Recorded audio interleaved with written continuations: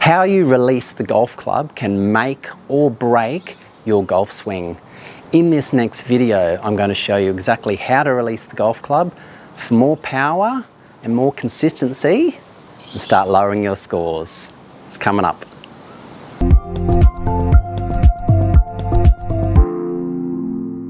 Start playing incredible golf and lower your handicap today with my free 3 Secret Moves video, link in the description. Hey, it's Troy here. Thanks so much for watching.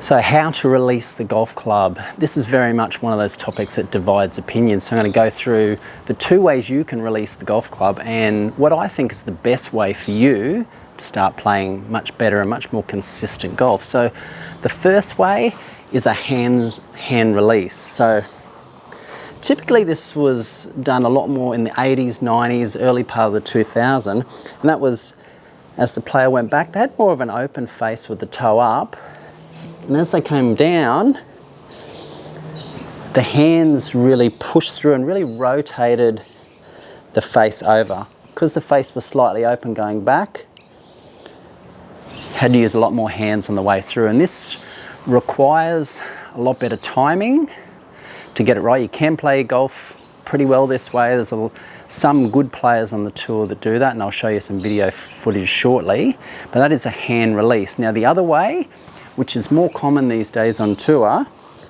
is to go back with more of a square club face in the takeaway, and on the downswing use more of the big muscles and have less face rotation through the impact zone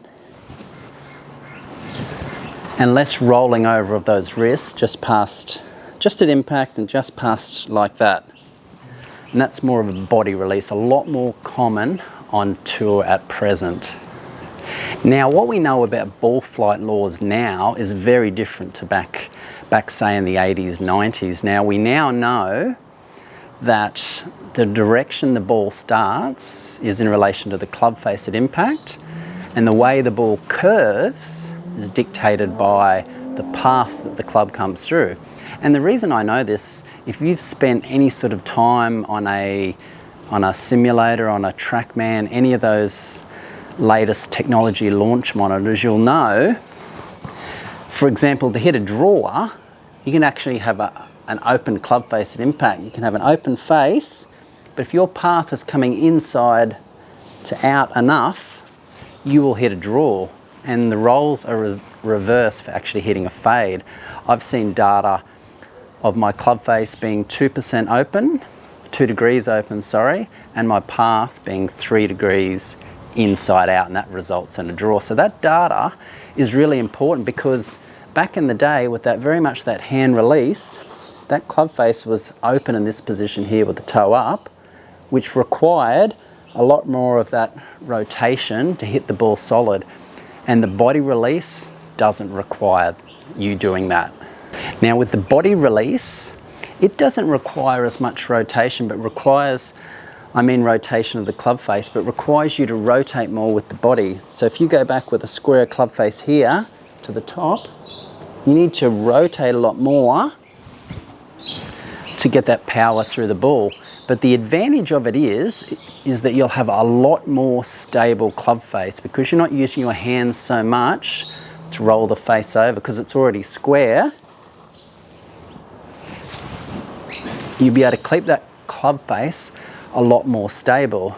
Now, a lot of people have asked me and asked this question before, but will the body release lack the power that a hand release has? So with that hand release, we're using those hands, you can really whip through and get that speed. The problem is if your timing is off with a lot of that rotation of the hands, you can get a lot of inconsistencies left and right. You can absolutely play that way. Some players play like that.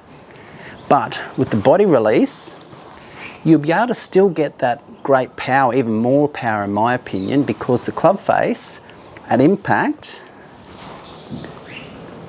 won't be moving around as much. And if you've got a stable club face, when it hits the ball, it'll bounce off there and you'll get even more power and accuracy. Have a look at this video of Brooke Henderson, one of the best players on the women's tour. She's what I'd call has more of a hands release. You can see on the downswing, she really gets those hands rolling over. She obviously makes great contact, hits a perfectly straight shot, but she has no doubt got the time to practice and probably has been swinging that way for a number of years since she was young. So she's a good example of a hand release golf swing. Have a look at this swing of Adam Scott on the other side of the coin. He's what I'd call having more of a body release golf swing. You can see as he gets down to the ball, his hands aren't doing quite as much rotating or flipping. They're not as active just past the golf ball. And that's more of a body release golf swing, and he does that obviously very effectively. All right, here's a great drill you can practice to really build a great body release into your golf swing. So for me, I recommend for most of you watching, a body release will be a lot more consistent and a lot better way for you to improve your golf scores, especially if you don't have a lot of time to practice. Haven't got those hours in the day to really get in those repetitions. A body release will work a lot better for you. Here's a great drill, and it's just called a preset impact drill. So all I'm going to do, I'm going to set up to a ball here. This same principle with the release reply is the same for a driver, I should say, as well as an iron. So what we're going to do here is we're just going to preset impact. Going to open up those hips, rotate those hips, open up those shoulders, shaft is forward. And we're just going to make a little half swing to about here and through. And this is a great way to get a great feel for what a really good body release is. So I'll demonstrate hitting one.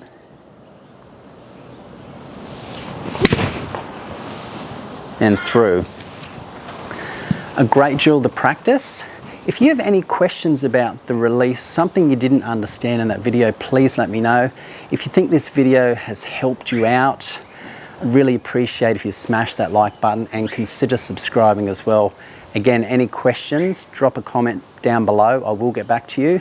I've got a video coming up that you need to watch because it talks about the right shoulder in the downswing. This is a key part that most golfers get wrong. So make sure you watch it. It's coming up.